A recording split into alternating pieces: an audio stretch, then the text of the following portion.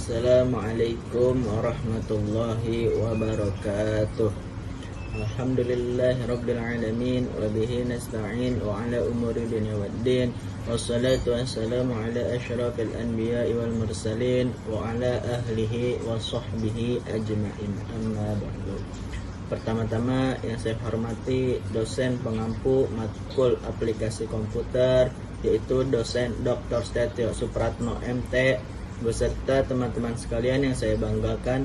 Di sini izinkan saya perkenalkan diri. Nama saya Muhammad Zidan Khairuzaman dari Fakultas Agama Islam semester 3. Di sini saya akan mempresentasikan artikel yang berjudul Implementasi Strategi Pembelajaran Berbasis Kolaboratif dalam Mata Pelajaran Pendidikan Agama Islam yang dilakukan pendidik kepada siswa. Baik, lanjut. Di sini yang pertama ada pendahuluan, yaitu 1. Fenomena dalam pembelajaran implementasi.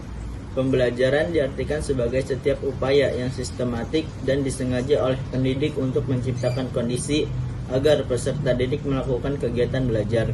Kegiatan belajar menghasilkan interaksi edukatif antara dua pihak, yaitu peserta didik yang melakukan kegiatan belajar dengan pendidik yang melakukan kegiatan pembelajaran.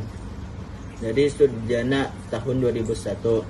Lanjut, menurut Roestiah tahun 2008, keberhasilan pembelajaran pendidikan agama Islam di sekolah ditentukan oleh strategi pembelajaran yang dilakukan oleh pendidik. Pendidik harus memiliki strategi dalam proses belajar mengajar agar peserta didik dapat belajar secara efektif dan efisien, mengena pada tujuan yang diharapkan. Lanjut, menurut Silberman tahun 2001, pembelajaran kolaborasi merupakan salah satu bentuk pembelajaran aktif yang mencakup berbagai metode untuk membuat peserta didik aktif sejak awal melalui kegiatan yang melibatkan kerja kelompok, sehingga mendorong mereka untuk berpikir tentang materi pelajaran dalam waktu yang lebih singkat. Selanjutnya, kedua, keterkaitan dengan nilai-nilai Islam. Menurut Ki Hajar Dewantara sendiri, pendidikan merupakan hidup seseorang. Orientasi tersebut harus diajarkan sejak dini. Pendidikan ini benar-benar akan mengantarkan seseorang menemukan hakikat dirinya. Hambatan dalam pembelajaran agama Islam adalah kurangnya keterlibatan siswa.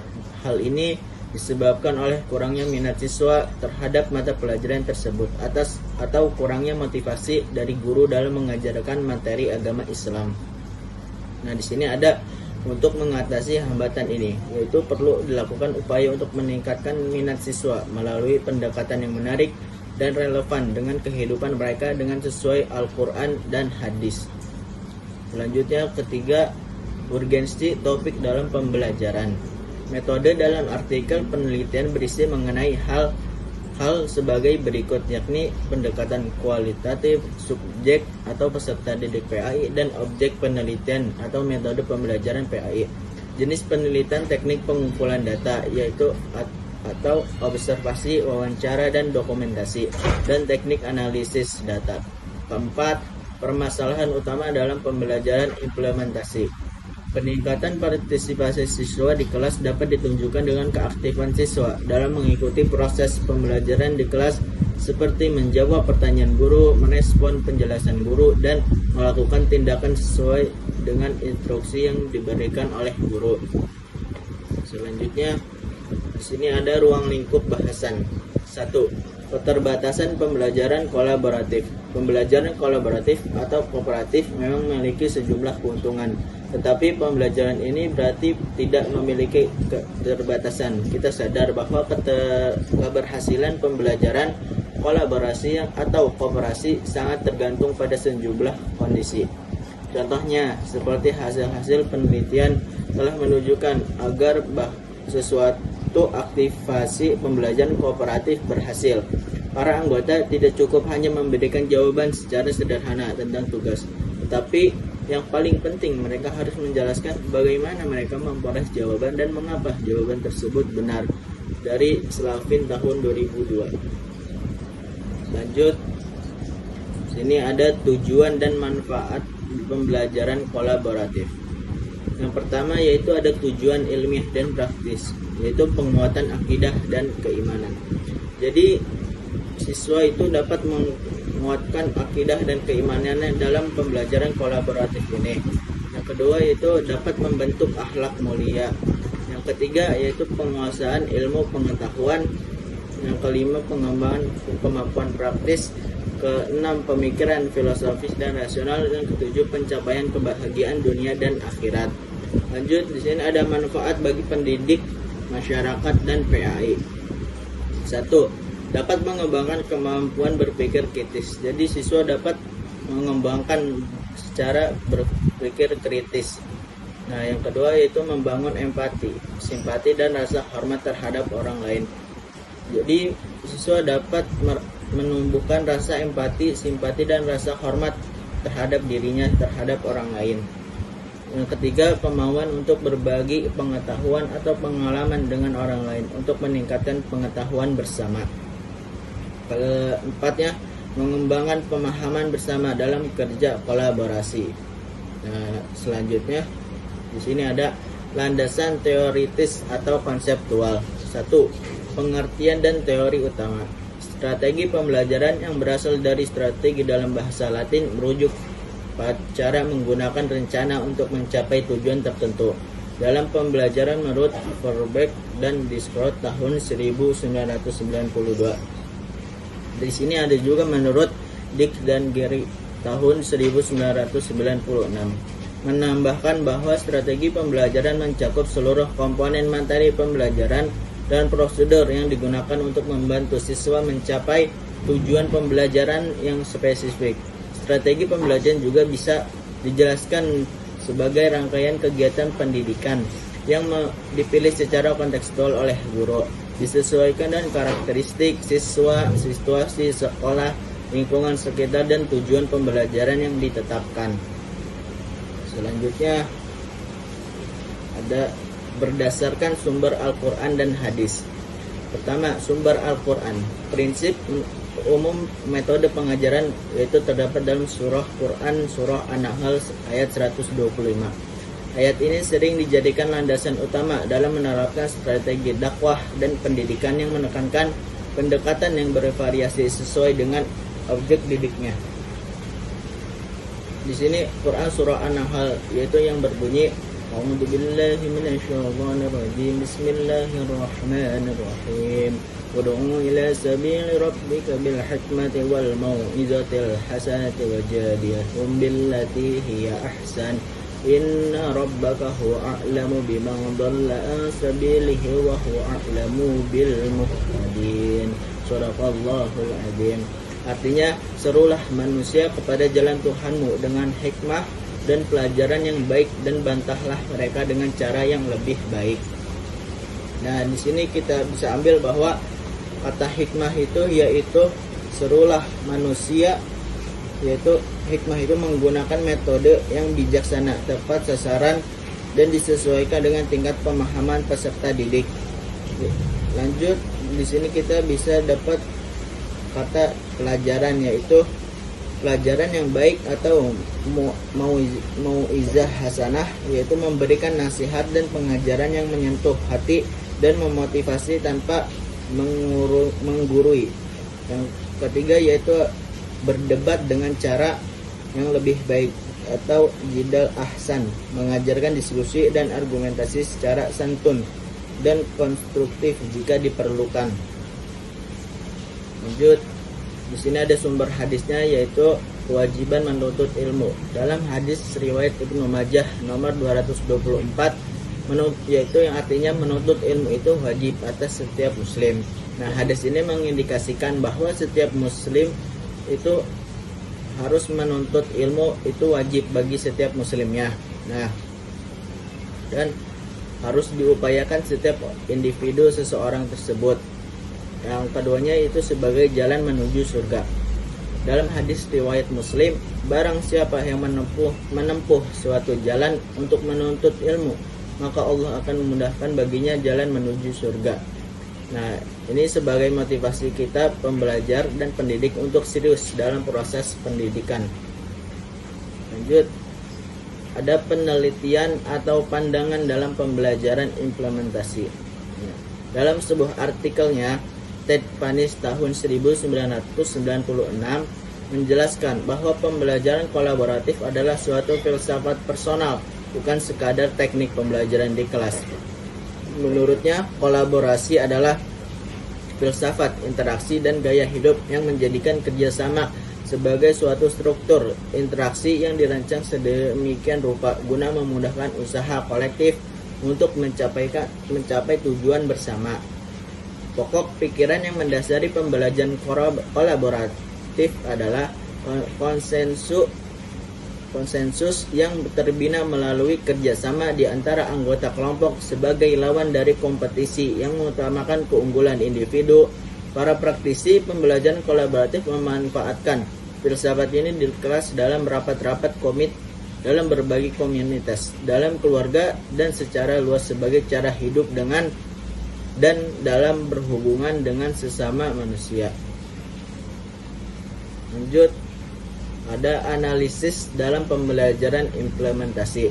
Berdasarkan teori yang dijelaskan di atas, dapat dipahami bahwa strategi pembelajaran kolaborasi melibatkan pembelajaran kelompok, di mana proses pembelajaran dilakukan bersama siswa berkontribusi dengan gagasan mendapat berbagai informasi dan bekerja sama dalam memecahkan suatu masalah. Oleh karena itu, tujuan strategi pembelajaran kolaborasi adalah membuat pembelajaran efektif dan efisien yang memberikan pengalaman pembelajaran yang menyenangkan, menstimulasi bersahabat, dan saling menghormati antara pendidik yaitu guru dan pembelajar yaitu peserta didik, dari Sayakan Mursyid tahun 2008. Pembelajaran kolaborasi dianggap sebagai metode pembelajaran kontekstual yang bertujuan untuk memanfaatkan potensi dalam pembelajaran, termasuk potensi intelektual, kognitif, potensi moral, dan kepribadian atau afektif, dan potensi keterampilan mekanik atau yang disebut psikomotorik. Selanjutnya di sini ada pembahasan, analisis dan pembahasan. 1. Interpretasi dalam pembelajaran implementasi strategi kolaboratif, hasil dan pembahasan. Yang pertama yaitu ada beberapa dari peserta didik percaya bahwa pembelajaran kolaboratif itu yang dipadukan dengan kolaborasi guru dapat membantu mereka meningkatkan keterampilan komunikasi interkultural mereka. Kedua, memudahkan para peserta didik dalam belajar dan bekerja sama, saling menyumbangkan pemikiran dan bertanggung jawab terhadap pencapaian hasil belajar secara kelompok maupun individu. Ketiga, yaitu pembelajaran kolaborasi akan menumbuhkan keterampilan, yang mana keterampilan tersebut akan menumbuhkan karakter yang positif seperti merangsang untuk melahirkan ide, menghargai orang lain, membina hubungan dengan orang lain, dan bekerja sama dengan orang lain untuk mencapai tujuan yang sama dan tanggung jawab. Lanjut. 2. Definisi dan konsep dasar pembelajaran berbasis kolaborasi. Strategi pembelajaran melibatkan perencanaan, yang berarti bahwa strategi tersebut pada dasarnya adalah keputusan konseptual yang dibuat selama pelaksanaan proses pembelajaran. Menurut Jainal Mustaqim tahun 2018. Menurut Adi W. Gunawan tahun 2006, kolaborasi di sisi lain adalah strategi pembelajaran bersama pelatihan lintas atau proses pembelajaran kelompok, di mana setiap anggota memberikan informasi, pengalaman, gagasan, sikap, pendapat, kemampuan, dan keterampilan untuk meningkatkan pemahaman semua anggota atau pelatihan lintas secara bersama-sama. Yang ketiga yaitu pendekatan Islami terhadap pembelajaran implementasi. Penelitian ini menggunakan pendekatan kualitatif, dekritif, dengan metode kajian pustaka untuk menggambarkan dan menganalisis secara mendalam fenomena pendidikan, khususnya terkait konsep relevansi, strategi implementasi, serta tantangan peluang metode pembelajaran kolaboratif dalam konteks pendidikan Islam. Di sini juga Al-Quran dan hadis juga dijadikan sumber teologis utama, khususnya terkait nilai-nilai kolaboratif seperti ta'awun, syura, dan ukhuwah. Teknik pengumpulan data dilakukan melalui dokumentasi, kemudian diklasifikasikan berdasarkan tema. Selanjutnya, ada pandangan pribadi penulis dengan dukungan dalil dan teori. Pembelajaran pada dasarnya adalah proses penambahan informasi dan kemampuan baru ketika kita berpikir informasi dan kemampuan yang harus dimiliki oleh siswa. Maka pada saat itu juga kita semestinya berpikir strategi apa yang dilakukan agar semua itu tercapai dengan secara efektif dan efisien. Dalam surah Al-Jumu'ah ayat 2 yaitu yang berbunyi A'udzubillahi minasyaitonirrajim. Bismillahirrahmanirrahim.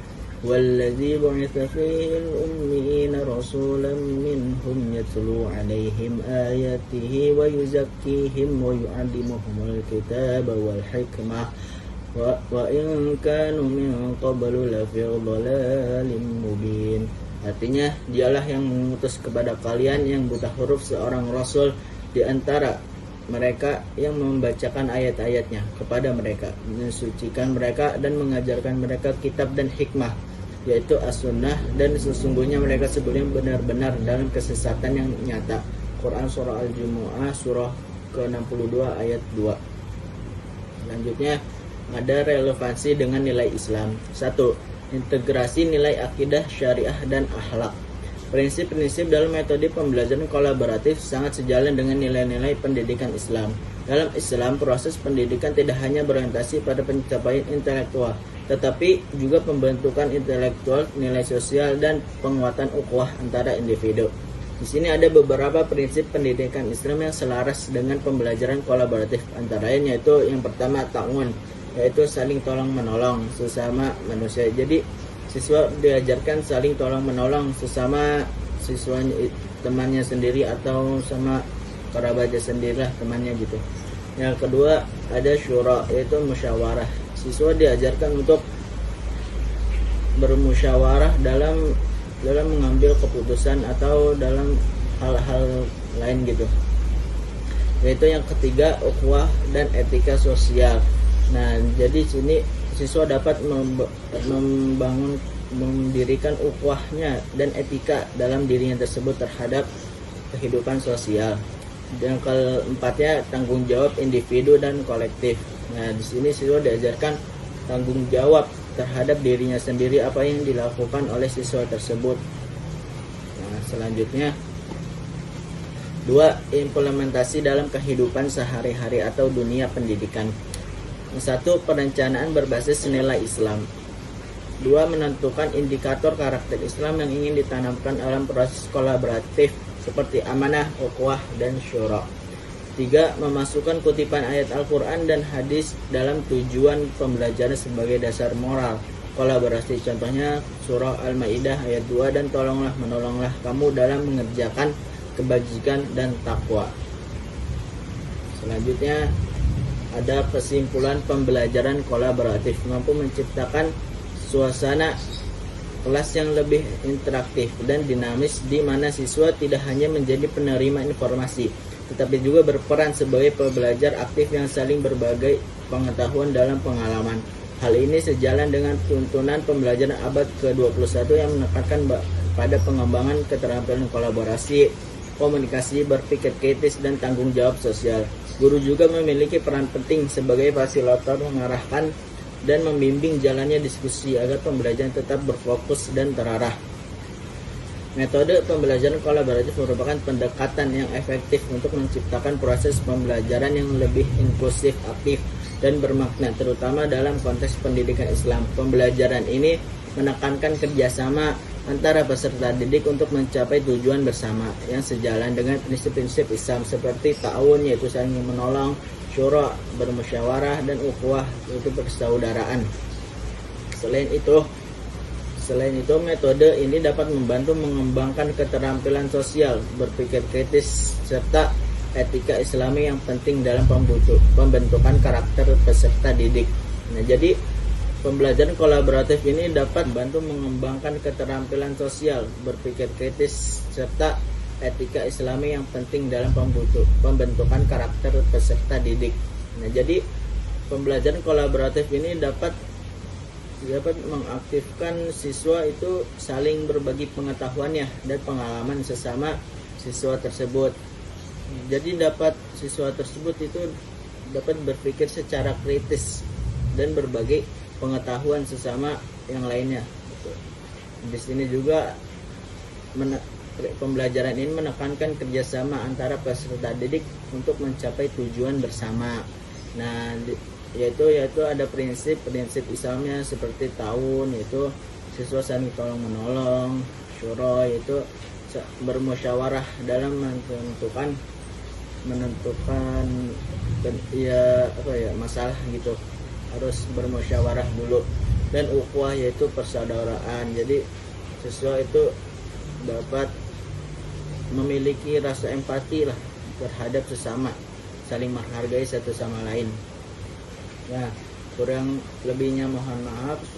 Mungkin cukup sekian presentasi yang saya bisa sampaikan. Semoga materi yang saya sampaikan ini dapat bermanfaat bagi teman-teman sekalian semuanya. Kurang lebihnya mohon maaf. Billahi taufiq wal hidayah. Wassalamualaikum warahmatullahi wabarakatuh.